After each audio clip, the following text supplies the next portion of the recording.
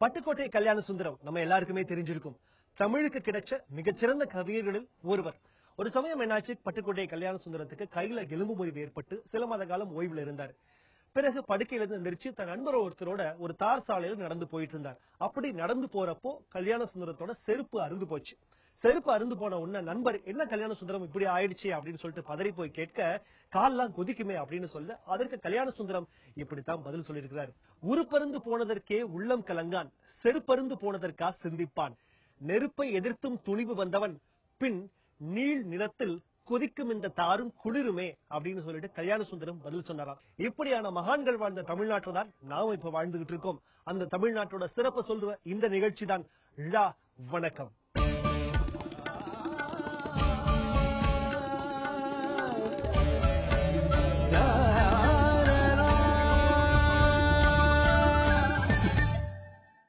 குத்துவிளக்கு அப்படிங்கிறது தமிழ் குடும்பங்கள்லயும் தமிழ் கலாச்சாரத்திலையும் ரொம்ப ரொம்ப ஒரு முக்கியமான பொருள்.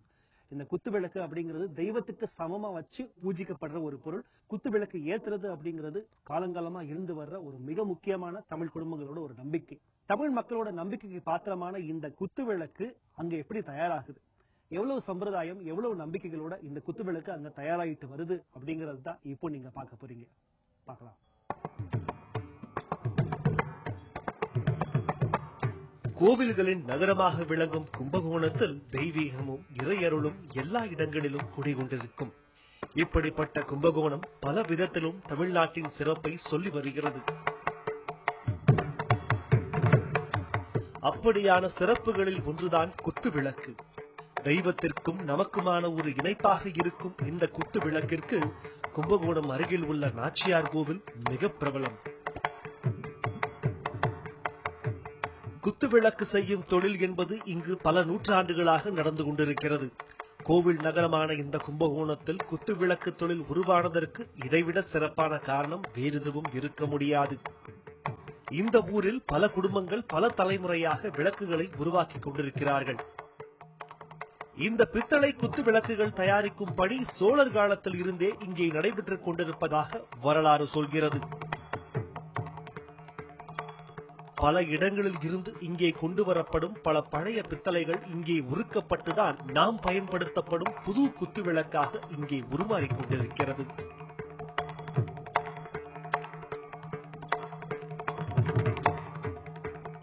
ஒரு விளக்கு தயாரிக்கும் பணி என்பது ஓரிரு நாளில் செய்யப்படுவது அல்ல என்று இங்கே வந்து பார்த்தாலே தெரிந்துவிடும். வீட்டில் பயன்படுத்தப்படும் விளக்குகள், கோவில்களில் இருக்கும் சர விளக்குகள், பஞ்சமுக விளக்குகள், பாவை விளக்குகள், தூண்டாமணி விளக்குகள் என்று பல வகை விளக்குகள் இங்கே நித்தம் தயாராகி கொண்டிருக்கிறது. கோவில் பிரகார வாசலில் இருக்கும் சில பெரிய விளக்குகள் செய்வதற்கு 15 நாட்களும், இன்னும் பெரிய விளக்குகள் செய்ய 25 நாட்கள் வரை தேவைப்படும் என்று இவர்கள் சொல்கிறார்கள். முதலில் தீ மூட்டி காய்ச்சப்பட்ட பித்தளை குழம்பை விளக்கு மோல்டு என்று சொல்லப்படும் வெற்றிடத்தில் அதை வண்டல் மண்ணில் வைத்து வார்த்தெடுத்து விளக்கு செய்யப்படுகிறது.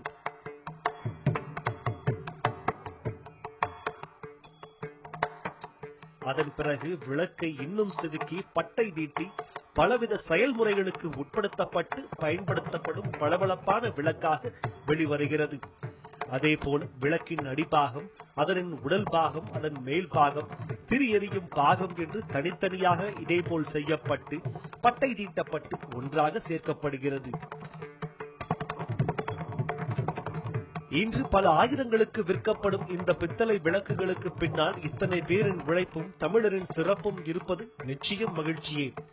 ஆனால் நம் வீட்டில் வெளிச்சம் ஏற்படுத்தும் இந்த விளக்குகளை தயாரிக்கும் கலைஞர்களும் அவரின் திறமைகளும் வெளிச்சம் பெற வேண்டும் என்பதே விழா நிகழ்ச்சியின் நோக்கமாகும்.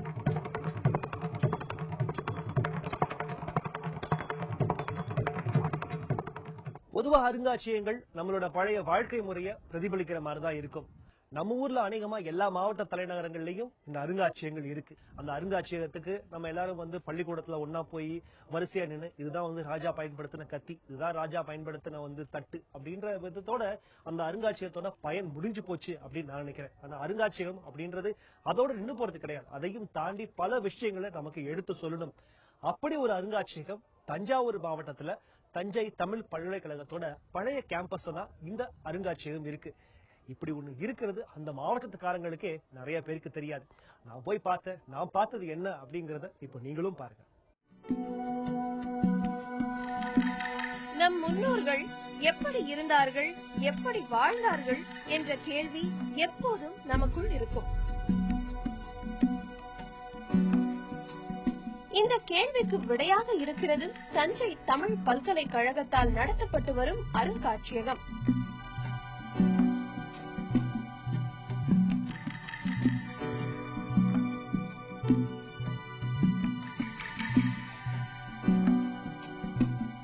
பஞ்சமுக வாத்தியம், யாழ், பண்டை கால வீணைகள், கல்லினால் செய்யப்பட்ட 10ஆம் நூற்றாண்டு நங்கூரம், இவை எல்லாம் ஓரிடத்தில் பார்த்தால் என்ன விதமான பிரமிப்பு ஏற்படுமோ அதேதான் தஞ்சை தமிழ் பல்கலைக்கழகத்தின் பழைய வளாகத்தில் இருக்கும் இந்த அருங்காட்சியகத்தை பார்த்தால் ஏற்படும்.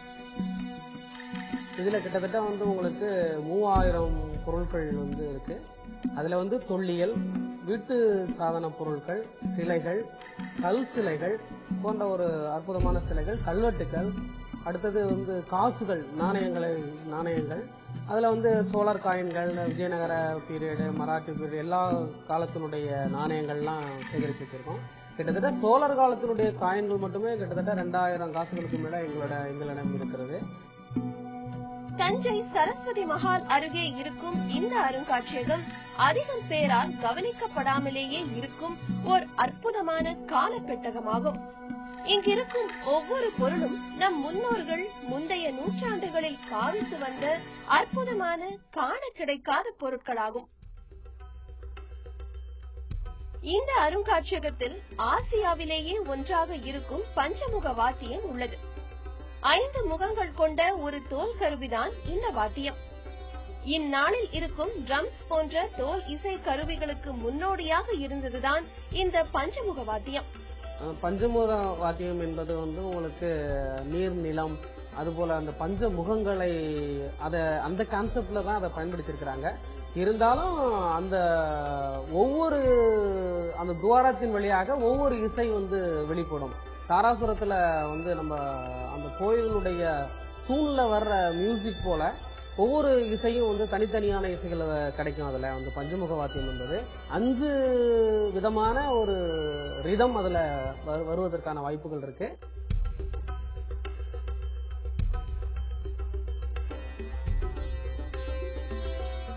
பார்க்க பழையதாக இருந்தாலும் இங்கிருக்கும் ஒவ்வொரு பொருட்களும் அக்கால மக்களின் கதை சொல்கிறது, பண்பாட்டை சொல்கிறது, வரலாற்றை சொல்கிறது.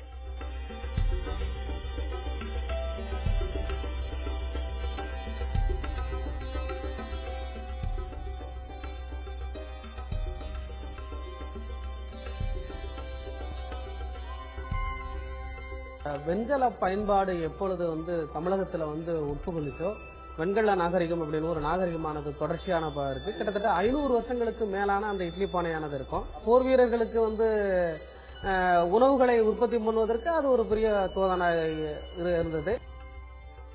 இந்த அருங்காட்சியகத்தில் இருக்கும் இன்னொரு சுவாரஸ்யம் அங்கிருக்கும் பழங்காலத்து படகும் அப்போதைய கடல் பயணத்தில் பயன்படுத்தப்பட்ட பொருட்களும் தான். ஸ்பைஸ் ஐலாண்ட் அப்படிம்பாங்க. நம்மள நறுமணத்தீவு. இந்தியா என்பது ஒரு நறுமணத்தீவு. கிராம்பு, ஏலக்காய், இலவம், பஞ்சு இதெல்லாம் கிடைக்கிறதுனால நறுமண பொருட்கள் இதை கொண்டு அங்க விற்கிறதுக்கும் அங்க இருந்து இங்க பொருட்கள் வருவதற்கான அந்த கப்பல், நாவாய், பரிசில், படகு, தோணி இதெல்லாம் அதனுடைய அந்த ஆரிஜின் பேரு காலகட்டத்தின் வாரியாக அது பேர் மாற்றம் அடைஞ்சு வந்திருக்கு. இன்னைக்கு கப்பல்னு சொல்றோம். அதுக்கு முன்னாடி நாவாய்னு சொல்லிருப்போம், திமில்னு சொல்லியிருப்போம். அதே போலதான் இன்னைக்கு அந்த பொருட்களை கொண்டு விற்பனை செய்வதற்கும் அங்கிருந்த உள்ள பொருட்கள் இங்கு வருவதற்கான வாய்ப்புகள் பயன்படுத்துறாங்க. அந்த பொருட்கள் ஒரு கப்பலுடைய பொருள் தான் நாங்க எடுத்து பயன்படுத்தி வச்சிருக்கிறோம். அதுவும் இல்லாம பவளப்பாறைகள், பவளங்கள் செய்வதற்கான பவளப்பாறைகள் எங்களிடம் அதிகமா இருக்கு. தமிழ்நாட்டு அருங்காட்சியகங்களில் பார்க்க முடியாத சோழர் காலத்து நாணயங்களும் பல அரிய பொருட்களும் இங்கே குவிந்து கிடக்கிறது. இந்த பொருட்களின் இன்றைய மதிப்பு என்னவென்று தெரியாமல் போனாலும் அதனை பார்க்கும்போது அன்றைய வாழ்வியல் நம் கண்ணுக்குள் விரிகிறது.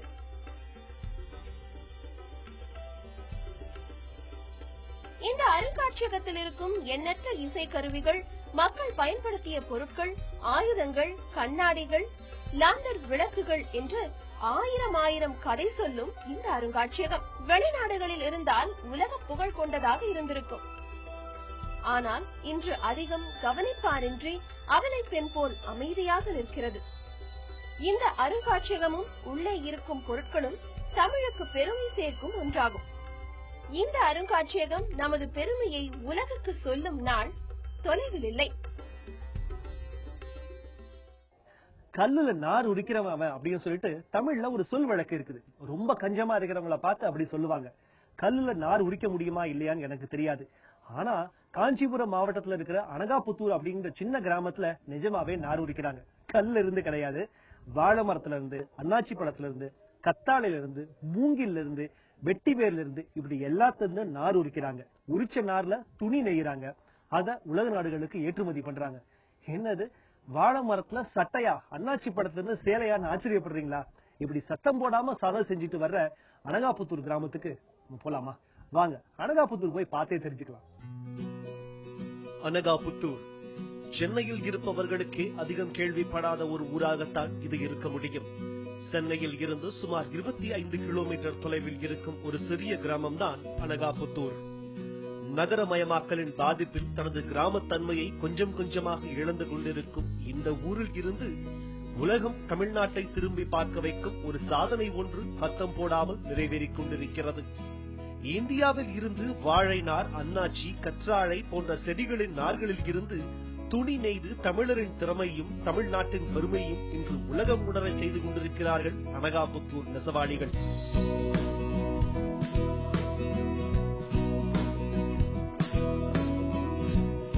நெசவாளர் குடும்பத்தில் பிறந்த சேகர் தான் இந்த சிறப்பை ஆரம்பித்து முன்னின்று நடத்தி கொண்டிருப்பவர். ஃபர்ஸ்ட் வந்து ஜூட் பண்ணிட்டு இருந்தோம். அதுக்கு பிறகு வந்து வாழை நார் பண்ணிட்டு இருந்தோம். ஜூட்ல இருந்து நெசவு பண்ணும்போது ஒவ்வொரு ஃபைபரா நாங்க R&D பண்ணிட்டு, அதன் பிறகு வந்து அலோவேரா, கத்தாழை, சிசல், இந்த மாதிரி ஒவ்வொரு ஃபைபரா நம்ம கொண்டு வந்துருக்கோம். அதாவது அக்ரிகல்ச்சர் வேஸ்ட்னு சொல்லுவாங்க. வேளாண்மை வேஸ்டான பொருள் வந்து நாங்க வேல்யூ ஆடட் ப்ராடக்டா நாங்க கொண்டு வரதுனால அதிகமான வேலை வாய்ப்பு நாங்க கொடுத்துட்டு இருக்கிறோம். அதாவது குறிப்பாக வீட்டுல இருக்கிற பெண்களுக்கு வந்து வேலை வாய்ப்பு கொடுக்கணும்.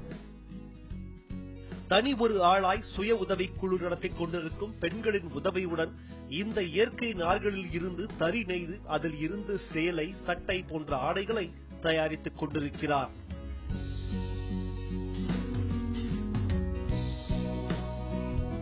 சுமார் 10 வருடங்களுக்கு முன்னர் இவர் வாழை நாரில் ஆரம்பித்த இந்த முயற்சி பிறகு அன்னாச்சி, கற்றாழை, வெட்டிவேர், மூங்கில் என்று படிப்படியாக தனது கனவுகளை நனவாக்கி இன்று உலகத்தை அனகாபுத்தூர் பக்கம் திரும்பி பார்க்க வைத்துக் கொண்டிருக்கிறார். உலகில வந்து வாழை வந்து முதலிடம் வந்து பிலிப்பைன்ஸ், இரண்டாவது வந்து நம்ம பாரத தேசம். அதாவது தமிழ்நாட்டுல வந்து 3வது இடத்துல இருக்குது.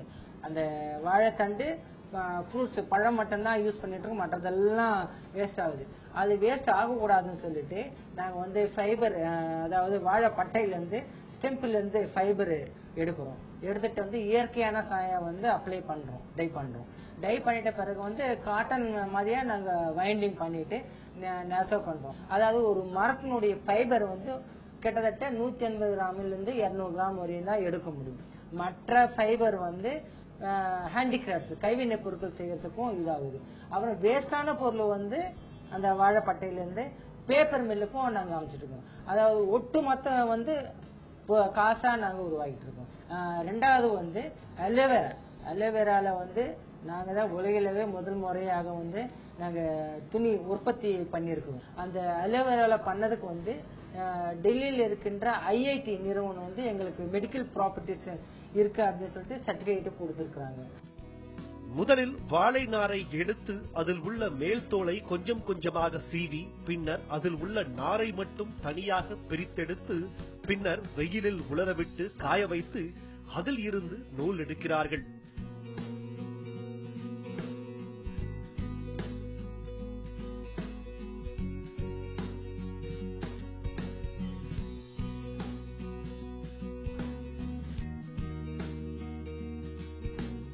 அந்த நாரில் இருந்து எடுத்த நூலை கொதி நீரில் கலக்கப்பட்ட வண்ண சாயங்களில் ஊற வைத்து சாயம் ஏற்றுகின்றனர்.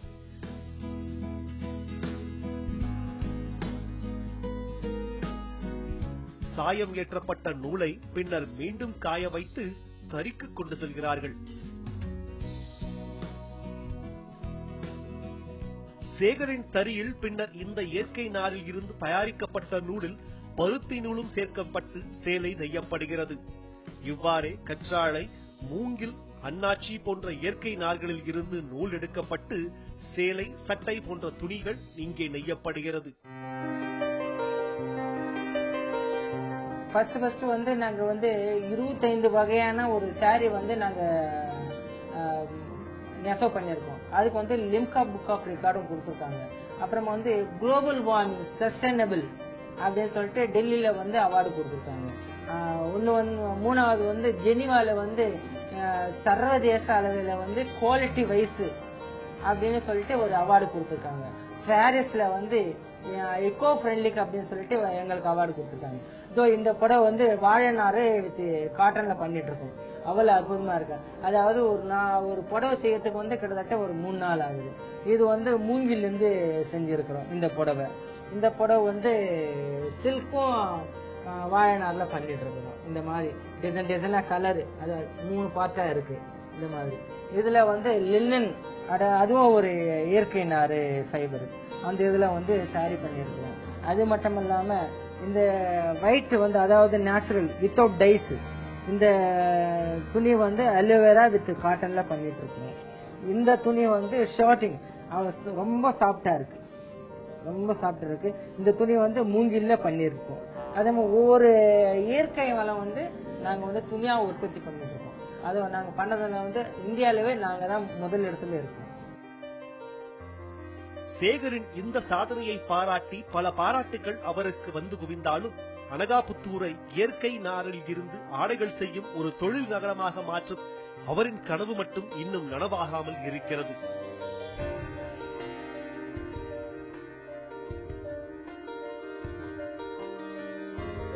தற்போது மிகச்சிறிய அளவில் அவர் செய்து வரும் இந்த இயற்கை நார் துணிகளை அவர் பெரிய அளவில் கொண்டு செல்ல தமிழ்நாட்டின் சிறப்பை உலகத்துக்கு சொல்ல உதவிகளை வேண்டி நிற்கிறார். சென்னையில வந்து ஒரு கடைக்கு நாங்க, அதாவது செம்பா அப்படின்னு சொல்லிட்டு ஒரு துணி கடை இருக்கு, அந்த கடைக்கு கொடுத்துட்டு இருக்கிறோம். கிட்டத்தட்ட ஒரு 10-15 வருஷமா கொடுத்துட்டு இருக்கோம்.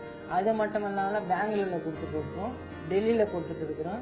அதுக்கு பிறகு நெக்ஸ்ட் வந்து 99% வந்து மேலை நாடுகளுக்கு எக்ஸ்போர்ட் பண்ணா அதிகமான வருவாய் எங்களுக்கு டபுள் மடங்கா கிடைக்கக்கூடிய ஒரு வரப்பிரசாதமா இருக்கு.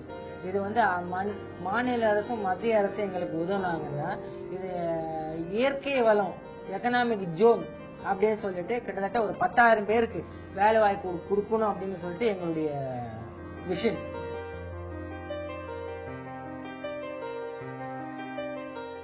இவரின் வாழை நார் சேலையை லண்டனில் உள்ள விக்டோரியா அருங்காட்சியகம் பார்வைக்கு வைத்துள்ளது. அதே போல இந்த இயற்கை நார் துணிகளின் தொழில்முறையை தங்கள் நாடுகளுக்கு கற்றுக் கொடுக்க இவரை சீனாவும் பங்களாதேஷும் அழைத்த வண்ணம் உள்ளனர். ஆனால் தனது கண்டுபிடிப்பு தமிழ்நாட்டிற்கு மட்டுமே பேரும் பெருமையும் சேர்க்க வேண்டும் என்ற ஒற்றை குறிக்கோளோடு இருக்கும் சேகரும் அவரின் இயற்கை நார் ஆடைகளும் தமிழ்நாட்டின் சிறப்பு என்பதில் யாருக்கும் சந்தேகம் இருக்காது.